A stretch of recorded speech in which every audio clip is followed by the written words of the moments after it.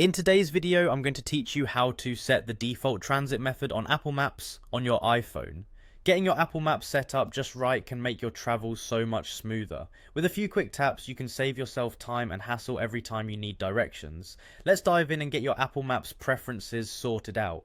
First things first, you'll want to open the Maps app on your iPhone.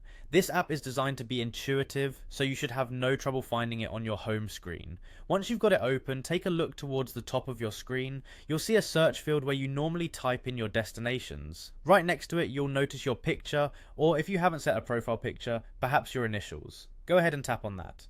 This small icon is your gateway to personalizing your Maps experience. After you've tapped your picture or initials, you'll find yourself looking at several options. The one you're interested in today is labeled Preferences. Go ahead and tap on Preferences. This is where the magic happens. Apple Maps gives you several options for getting around, and this is where you make it work just the way you like. Now that you're in Preferences, you'll see the option to choose your preferred travel mode. Take a moment to think about how you typically get around. If you prefer public transportation for your daily commute or weekend adventures, then you'll want to select Transit.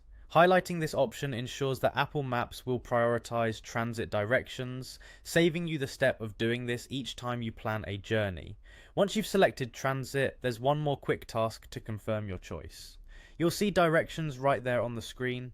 Tapping on directions locks in your preference, ensuring that all your future map queries are tailored to provide transit options first.